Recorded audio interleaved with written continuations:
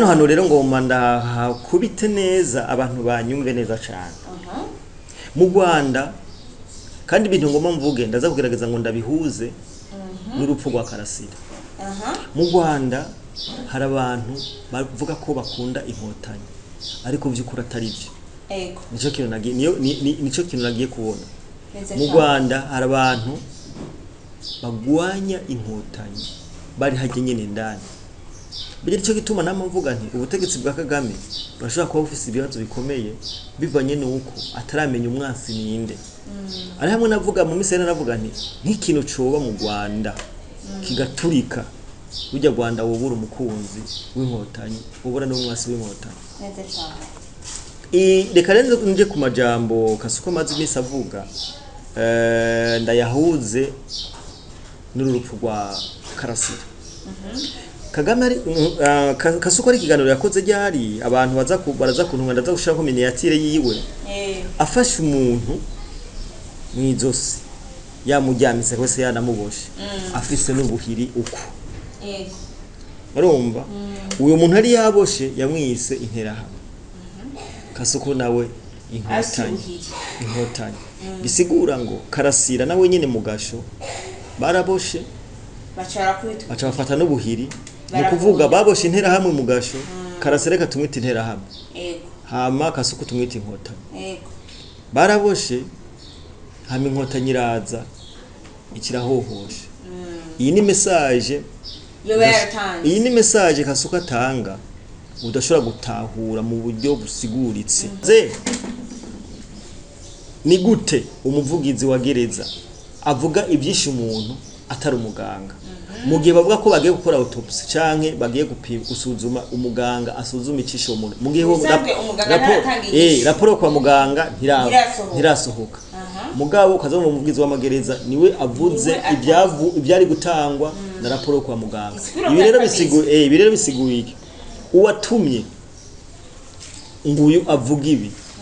ni nawe azobwira muganga ibyo ategereza kugira ane utangaza sivyo reka nakaba nk'akarorero none nk'ubu muganga yoca aza akavuga ati ujya uyu muntu ntiyishwe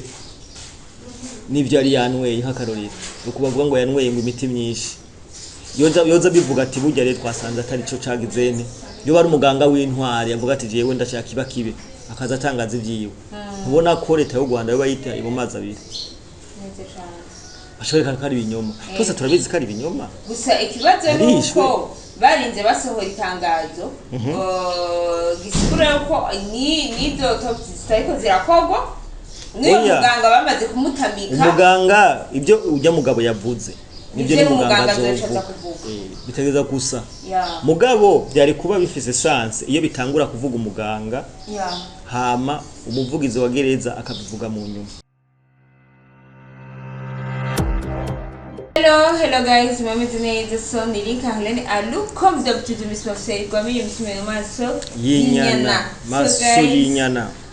ndabibutsa yuko ndi kumwe na director John Mabu umusesanguzi wacu John Mabu so icambere nambe tubanze kwanza tumwakire tunamukeze kibondo ciwe gishasha heruka kuronka naho twakironkanye ndageza mukezi kura no muvyeyi ahubwo mukazi abantu badukurikirana nibadukeze kubera ko abandanye baba benshi tumaze kubona bakenya badukeza nabandi baze kudukeza kubera ko turi umuryango wahezagiwe turi umuryango nuvuga gute dukora bimwe dufise abafana bamwe urumva Zonongera ndamutsa ba Claude hariya abana Kreba Mpema bandi abantu bose ari abantu beshinga badukurikirana kandi badukurikirana tumaze kuba nk'umuryango so je ndavyishimiye ndanabikunda cyane nanje no nongera nawe ndagukeza simbi manga subirayo ntihababa byinshi sana gusubirayo rero sha umeze neza rero so ndashima Imana ikindi kintu nibutsa abantu badukurikirana bagomba bagira subscribe na sabone cyane kabisa turakwakiriye rero mu bwami bwacu ubwami bwa Carlene Alu bwa Carlene Alu nayimze bwacu kandi imbonesha kure yawe imaze gukomera none nibutsa abantu ndafise imbonesha kure yiwanje yitwa Kumugwa Media Kumugwa Media uno munsi gore no munsi hariho ibintu bitaratungana ndashobora gutangura ranje kubaha amakuru Kumugwa Media kugira ngo abantu badukurikirana ngaha biboke no Kumugwa Media ari tangaza amakuru rikomeye cyane rishobora kuzareba ibintu vuba bwangu aha turi ni mu bwami bwa Mabuja ngaha nanjye ni mu bwami bw'iwanje mushobora kuza muradufollowinga rero mu misiza twifuza ko tuza turabaha amakuru ku mbuga zitandukanye ibintu kamera neza amakuru kwa Facebook yanje wandika John Mabu kuri Facebook ibintu bagenda neza ugacuza urabona hari amakuru utaba warose ngaha kuri Facebook kuri YouTube ukacora kuri Facebook neza cyane reka rero tuje mu kiganiro nyezina nkuko bisanzwe biri uretse ko gutinda atari byacu tuguma ku mwanya reka rero dukubitire aho hakurya dukubitira hababaza dukubita hababaza dukubitire aho hakurya twongera n'abantu tubaha amakuru yizewe kubera ko bamaze gutwizera natwe ko tuze turabaha ibintu byizewe neza cyane hari umunyarwanda ariwe Aimable Karasira urupfu rwiwe rubandanya ruvugisha abantu benshi mbega nkaho nk'umusesanguzi ico kintu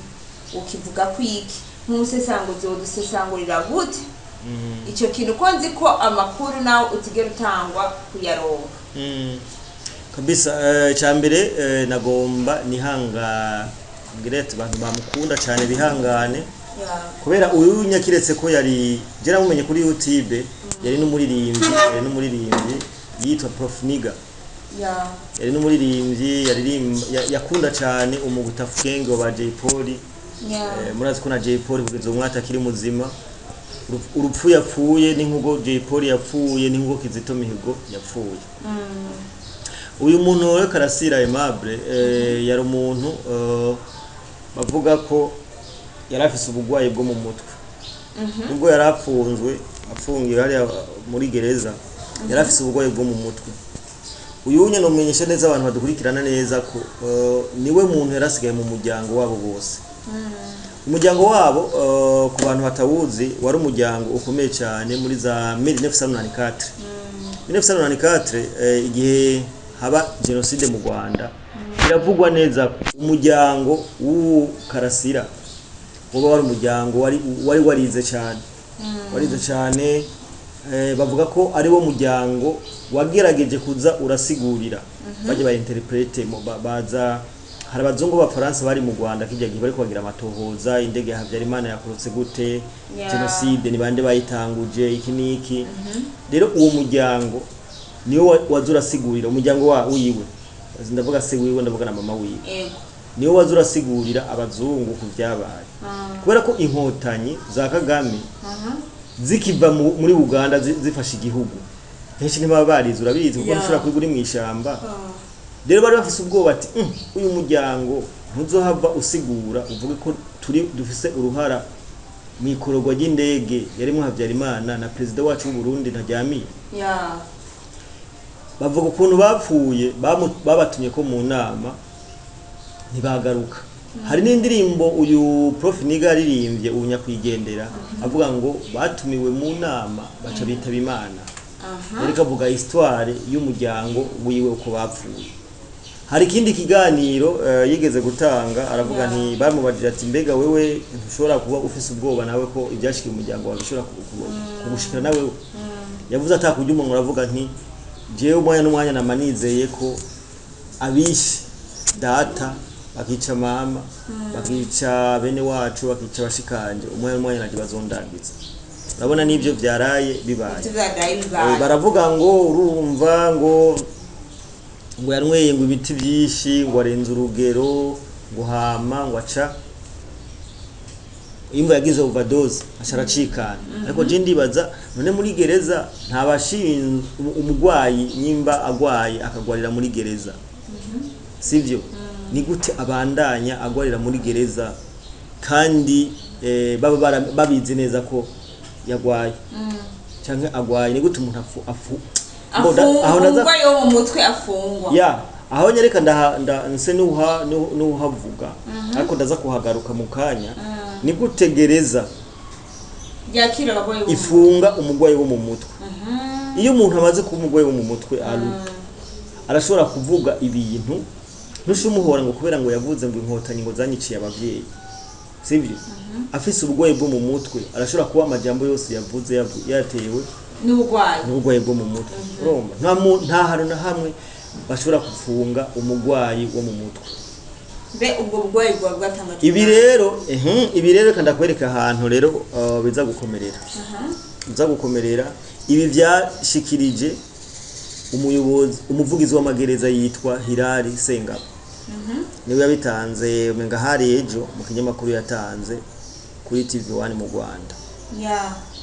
yavuze nti ngurumva ngo murazi neza ko ngo yarasanganye ngo afise ngo ubugwayi bwo mu mutwe urumva ngo atarameze neza ico kintu aha hantu n'uyu mugabo ashobora kwisanga mu bibazo bikomeye uyu muvugizi w'amagereza umuvugizi wa RCC kubera ko leta y'u Rwanda ntigeze ishikiriza ko uyu muntu yari afise ubugwayi bwo mu mutwe bamba bavuga ko agwaye ingwara za diabete iki ntibabishira habona ibaze rero avuze ibyo batamutumye kuko kugeza iyi saha twese turazi ko atamuntu afungwa umuntu agwaye mu mutwe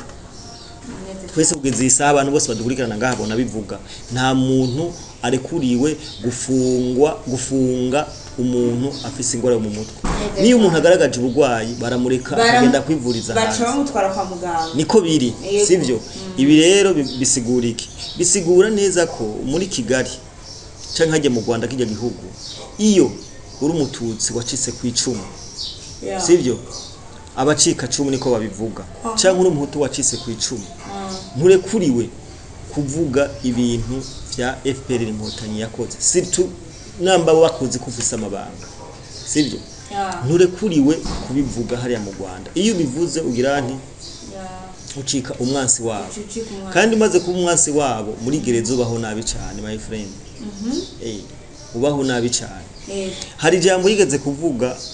aravuga nti jewe yaravuze nti burya jewe nari nkwiriye agashimwe ka Prix Nobel yavuze nti mu Rwanda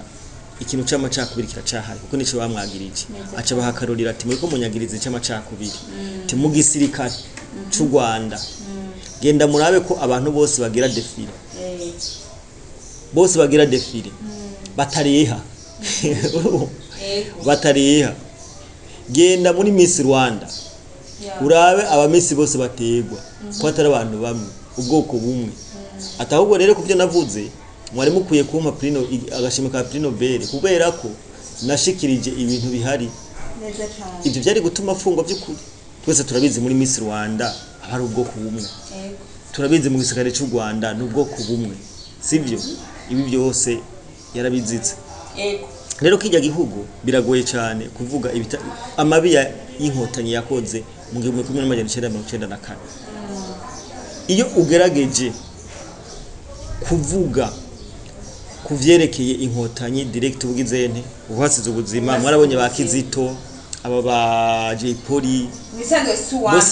suwambere bose bapfa urupfu rutunguranye urupfu rutangaje kubera ko baba ko bagerageza gushikiriza ibintu aba Kagame gatahura cyane Kagame adashaka kumva nuko rero biri harageze yaho tuza turabwizanya ukuri reka jewe nshake mvugisha ukuri namba koko Karasira yaragwaye mu mutwe ntiyarakwiye gufungwa mugabo iyi ni raporo yatanzwe n'umuvugizi w'amagereza si leta ya Kigali yayitanze mbega kubera iki ubugwayi butatangwa no muganga reka ndashike ibaze ni gute umuvugizi wa gereza avuga ibyishe umuntu atari umuganga mu gihe bavuga ko bagiye gukora autopsy canke bagiye gusuzuma umuganga asuzuma icisho umuntu mu gihe raporo kwa muganga ntirasohoka mugabo kaza mu muvugizi w'amagereza niwe avuze ibyari gutangwa na raporo kwa muganga ibi rero bisiguye iki uwatumye nguyu avuga ibi ni nawe azobwira muganga ibyo ategereza kugira utangaza sivyo reka nakaba nk'akarorero none nk'ubu muganga yoca aza akavuga ati burya uyu muntu ntiyishwe n'ibyo yari yanyweye nk'akarorero uko bavuga ngo yanyweye mu imiti myinshi yoza bivuga ati burya rero twasanze atari cyo cagizene yo bari umuganga w'intwari avuga ati jewe ndashaka kiba kibe akaza atangaza ivyiwe ubona ko leta y'u Rwanda yo bayitaye mu mazi abiri ashobora kari ibinyoma twese turabizi kari ibinyoma gusa ikibazo nuko barinze basohora itangazo gisigura yuko nizo autopsy zitariko zirakogwa niyo muganga bamaze kumutamika umuganga ibyo ujya mugabo yavuze nibyo ni muganga azovuga bitegeza gusa mugabo byari kuba bifise sense iyo bitangura kuvuga umuganga hama umuvugizi wa gereza akabivuga mu nyuma uko niko ndabibona bisigura neza ko Hilary Sengabona wenyene ari mu mazi abira ari mu mazi abira kubera ko ibintu yabishikirije mu gihe atari cyo yabishikirije mu gihe atari cyo ntibyategezwa kuvuga uwo mwanya muga yabivuze kandi nawe nyene yavuze ati ni gute none mwafunze umuntu agwaye mu mutwe ikibazo aravuga ati ibi ni by'abacamanza ngira abantu babonye iyo nkuru ati bisi byo jewe ntabyo nzi ko ibi ni by'abacamanza yabyikuye ko kabisa kuko nta kintu nakimwe yarafise ashikiriza nuko kimeze reka tuje kuri Gasuku gatoyi biravugwa ko Gasuku yoba agwanya inkotanyi mu buryo buri indirect sivyo bivanye n'ibyo akora n'ibyo ashikiriza kabisa yego ico kintu nacyo kivuga kwiki wo kudisesangurira gute hano rero ngomba ndakubite neza abantu banyumve neza cyane mu Rwanda kandi ibintu ngomba mvuge ndaza kugerageza ngo ndabihuze n'urupfu rwa Karasira mu Rwanda hari abantu bavuga ko bakunda inkotanyi ariko by'ukuri atari byo nico kintu nagiye kubona mu Rwanda hari abantu bagwanya inkotanyi bari hajye nyene ndani bije cyo gituma namvuga nti ubutegetsi bwa Kagame bashobora kuba bufise ibibazo bikomeye bivanye nuko ataramenya umwansi ninde ari hamwe navuga mu misene navuga nti nk'ikintu coba mu Rwanda kigaturika burya Rwanda wobura umukunzi w'inkotanyi ubura n'umwasi w'inkotanyi reka rero nje ku majambo Kasuku amaze imisi avuga ndayahuze n'urupfu rwa Karasira Kagame ari Kasuku ari ikiganiro yakoze ryari abantu baraza kuntunga ndaza gushaka miniatire yiwe afashe umuntu mwizosi yamujyamise wese yanamuboshe afise n'ubuhiri uko barumva uyu muntu ari yaboshe yamwise interahamwe Kasuku nawe inkotanyi bisigura ngo Karasira nawe nyine mugasho baraboshe baca bafata n'ubuhiri ni kuvuga baboshe interahamwe mugasho Karasira reka tumwite interahamwe hama Kasuku tumwite inkotanyi baraboshe hama inkotanyi iraza ikirahohoshe iyi ni message Kasuku atanga udashobora gutahura mu buryo busiguritse yashatse gutanga message inkotanyi ziragufata zikakuboha zihejeje kukuboha zikakubuta n'ubuhiri ucucikana direct neza cyane turavyumva ibire n'ibintu bivuga nti uri kuraraba Kasuku arashobora kuba avuga ibyo avuga byose kugira ngo abaramara kabiri canke gatatu byo kuradakunda inkotanyi ujya mugabo kuko na Ribu barigeze kuyibaza ati mbega burya wewe mwebwe Kasuku ni mwe mwamutumye mwamukorana Ribu iravuga ati ubwo mugabo ntawe tubuze ntitunakorana mugabo rero abantu badukurikirana baraza amajambo avugwa n'uyu mugabo Kasuku sibyo barazi abantu biri barafunga mu Rwanda babagiriza ngo batukanye ngo bagize ntibagize na ariko Kasuku ntitugira ntiturigira twumva ko yarafunzwe ibi rero biza kugira biza kwerekana ko Kasuku akorana nande n'inkotanyi ariko muri Kasuku wewe inkotanyi bandanya kuzishira hehe ku mugaragaro ko zica zica kabisa ibi sino bideha cyangwa sino bihisha Kasuku ni interahamwe biragaragara Kasuku ni interahamwe kandi rero original ni interahamwe ahubwo yishize mu nkotanyi kubera ko nta regime cyangwa nta butegetsi bwigira bubura abagambanyi muri bo hari ubutegetsi none Kagame tuvuge ko muri RPF atabagambanyi bari ariyo ni nkuko muri leta ya Habyarimana bariyo ba Marcel Katsinzi twarabivuze bariyo umuntu atwara leta major ugasanga ni akorana na Kagame atwara leta major ya Habyarimana ntisigura ko no muri leta ntuzenya ya Kagame interahamwe ni nyinshi ziriyo neza cyane ziriyo kabisa duhereye kuri abo bakasuku duhereye kubitwa ba Pastor Claude ni benshi baruzuye rero Karasira yishwe nk'interahamwe nkuko Kasuku yavyerekanye ntiyiyahuye eka ntiyiyahuye nikujya nyene kuko na Kizito raporo yahawe ariko yinize Jipoli yanwe ibintu byinshi by'uramutwe byamwishe ofite system ni zimwe nyene ariko haragize yaho abanyarwanda bikora kino ntwara y'agasuzuguro neza cyane ntwara y'agasuzuguro ikora ko ntwara y'igikenye vraiment ibintu bibabaje cyane ibintu bibabaje gose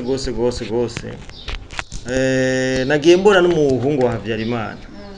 Jean-Luc Habyarimana nababigaruka ko kandi basomere post yiwe yo kuri Twitter kugira ngo abantu bamenye ko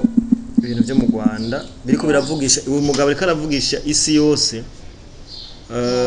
biramureka neza ko ari umuntu yababaje abantu vraiment benshi bamukurikirana yani umuntu w'intwari burya urashobora kuba intwari kuvyuvuga ikindi jewe noshima poste nuko itebye kuza ariko ndagerageza ko ndabivuze mu majambo ibyo yavuze muri bimwe nibuka ko nagomba ndabasomera abantu poste mugabo mu rumengo nikiragira icambere noshimira uyu Karasira ntiyatorotse sivyo yararindira igifungo cyo waragihetse sanzwe agiye nk'intwari neza cyane agiye nk'intwari kandi yari umuntu yemanze ukuri kwiwe aranakuzira burya isi irakwiye abantu nk'abo burya kuba intwari nibi bitwereka intwari umuntu akemanga ukuri kwiwe akanakuzira kubera ko mu Rwanda hari abantu benshi tuzi nkora nk'aba bakasuku n'abantu bazi ukuri kwishi kw'inkotanyi ariko badashobora kubivuga bivanye nuko baronka amaronko canke amaramuko rero Habyarimana yavuze nti leta y'u Rwanda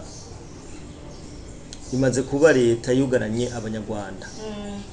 imaze kuba leta itagishaka ko umunyarwanda nibyo kuri ntama hari amahoro mu Rwanda ariko biboneka neza mu banyagihugu mu Rwanda mu bene gihugu mu Rwanda ubwo bari bwinshi cyane gose yavuze ko buno butegetsi buri ko burica abantu bose batavuga rumwe baricwa baragira nti ibiro ni ibintu yagarutse ko aravuga cyane baza kugenda kuri poste ya Habyarimana kuri rubuga rwa X abantu bashobora kuba barukoresha ngaha tugibaza kubona ibyo umuhungu wa Habyarimana yavuze n'amajambo akomeye cyane n'amajambo biboneka ko yashatse muri rusangi gukangurira abanyarwanda ko hagize ko bitabara nuko rero nuko bimeze turahojeje umuryango wa Karasira turahojeje abanyarwanda bamukunda abantu bose bamukunda niruhukire hagiye ikibiribiri nibaza ko esprit ibyo yavuze bizogumaho si we wenyene ni benshi tutazi bari ni benshi tutazi babahati nosa bande nuko ntwari mu Rwanda zibandanya zicwa zigenda mazima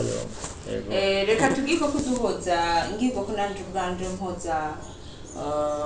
ababuze umuryango wa Aimable Karasira nongera nshimira John Mabu kabisa tugushimiye cyane nenda gushimiye arunda gushimiye kandi ndakubwira ko umukenyezi w'intwari merci umukenyezi w'intwari kabisa kandi ufise imana ikaze cyane urakoze cyane courage keep going keep shining kabisa so abantu bose ndatseze n'abantu bose badukurikirana baba neza supporting